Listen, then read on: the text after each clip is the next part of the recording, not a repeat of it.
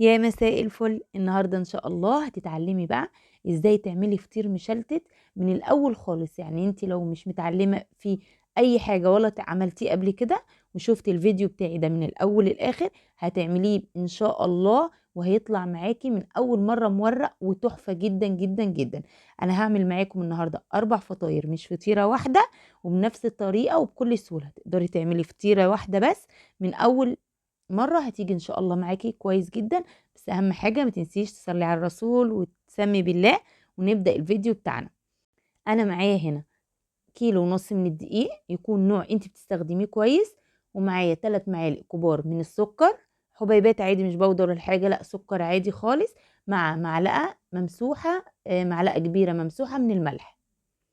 وهنقلب المكونات ديت بس كده مع 4 كوبايات كبار من المية. المية عشان احنا في شتاء هتبقى المية بتاعتي دافية شوية عشان تساعدني في عملية العجن وتتعجن معاكي كويس. تقدري ان انت بقى تروحي حطاه في عجان او تحطيه تعملي بقى بايديكي حسب اللي عندك. هنا عجنته كويس جدا. اهم حاجة عجينة الفطير بتقعدي فيها تعجني حوالي يجي ربع ساعة، تعجنيها وتريحيها شوية وبعد كده ترجعي تعجنيها تاني، هتبقى اسهل معاكي في العجن. انا احتاجت على 4 كوبايات من الميه احتاجت ربع كوبايه كمان من الميه حسب نوع الدقيق. حطي 4 كوبايات في الاول كاملين، وبعد كده لو عوزتي حطي، ما عوزتيش خلاص. هنسيب العجينه بقى بتاعتنا ترتاح بعد ما عجناها. اهم حاجه تغطيها علشان وشها ما ينشفش معاكي. بعد ما نغطيها كده وتسيبيها حوالي ربع ساعه وتروحي مكوراها. انا عشان هعمل الكميه دي هعملهم 4 فطاير، هعمل 16 كوره. كل 4 كرات هعمل بيهم فطيره، يعني بالحجم اللي انت شايفاه ده. ممكن ان انت كمان تروحي مقطعاهم الاول 16 واحده وبعد كده تكوريهم بالطريقه اللي انا عملتها دي. بعد ما بتكوريهم تروحي مسحه بيهم على طول بالزيت. تحطي حبه زيت كده، انا لسه ما استخدمتش زبده ولا سمنه ولا اي حاجه. حبه زيت في قلب الصينيه كده تروحي مسحاهم كويس عشان قلنا الوش ما ينشفش معاكي. وبعد كده تروحي برضو مغطياهم بلاستيك كده وتروحي ركناهم على جنب. تسيبيهم برضو حوالي نص ساعة لحد ما تيجي تحطي ايديكي عليها كده تلاقي العجينة ما بتطلعش معاكي كده، تبقى جاهزة اللي هي الفرد. هنروح بقى حاطين حبة زيت كده على رخامة او عندك صينية كبيرة او طبلية، يعني المتاح بالنسبة لك. وهنجيب كده حوالي 160 جرام من الزبدة او السمنة، او احسن سمنة بلدي، يعني حسب نوع السمنة اللي انت تستخدميه. يعني هتحتاجي حوالي 160 جرام كده. وهنفرد اول كوره معانا كده، هنفردها على زيت من تحت، وبعد كده تاخدي من الزبده وتفردي بالطريقه اللي انت شايفاها دي. لو العجينه عجنها كويس ومريحاها كويس هتلاقيها بتتعجن معاكي بكل سهوله. هنقفلها كده زي ما انت شايفه، ونروح مقفلينها وراكنينها على جنب. دي اول كوره معانا. انا عشان كده خليتهم الفطير 4 كرات علشان تتفرد معاكي بكل سهوله، ما تبقاش مثلا واحده او اتنين فهتحتاجي ان انت تفرديه على صينيه اكبر او تفرديه على مكان اوسع. لا دي كده على قد ايه الرخامه عندك هتفرديها. شايفين ما شاء الله. وعادي ان هي تتقطع معاكي عادي خالص يعني.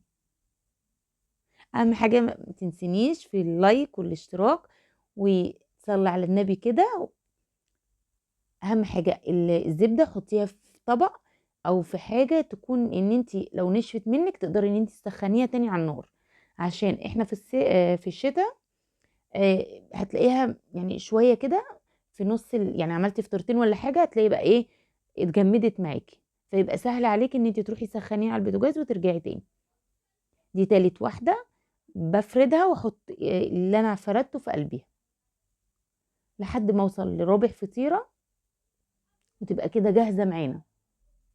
بصوا ما شاء الله جميل. من تحت كده تحطي ايديكي من تحت وتسحبي، تحطي ايديكي من تحت وتسحبي، هتلاقي الهواء بيخش في قلبها كده يعني ايه وبيفتحها معاكي وبيفردها يعني معاكي. برضو ايديكي الزبده كده ال 160 جرام هتفردي بيهم الاربع كرات صغيره لكل فطيره، يعني كل فطيره 160 جرام هتستخدميهم بقى كده. تروحي برضو حاطه فيهم الكورتين اللي انا عملتهم في الاول وتروحي مطبقاه بالشكل اللي انت شايفاه ده. سهله وبسيطه ما فيهاش اي حاجه، وطريقه مضمونه ان انت هتلاقيها مفروده معاكي، يعني الفطيره خلاص هي كده، بمجرد ما انت تلميها كده خلاص انت مش هتفردي تاني خالص. بصوا دي رابع واحده، هنروح حاطه فيها الزبده كده ونروح مقفلين عليها كده. لقيتها كبيره طبقتها تطبيقتين ورحت عاملاها، وتدوريها بالشكل ده ما شاء الله. بصوا زبده كده معاكي بقى ومتورقه، وضامنه بقى ان هي متورقه كده من جوه، حاجه يعني ما شاء الله. هتجيبي بقى صينيه وتفردي برضو حبه زبده بقى، خلاص احنا مش هنستخدم زيت تاني، حبه زبده تكون كويسين كده في قلب الصينيه، وتروحي حاطه فيها الفطيره. هنروح برضو مغطيانا كده بكيس بلاستيك، وتسيبيها برضو حوالي نص ساعه كده ولا حاجه، يعني عقبال ما تخلصي الفطير بتاعك. وبعد كده تيجي بقى تفرديها عشان ندخلها الفرن. في الوقت ده تكوني فاتحه النار في الفرن، علشان بمجرد ما تفرديها كده تروحي مدخلاها الفرن.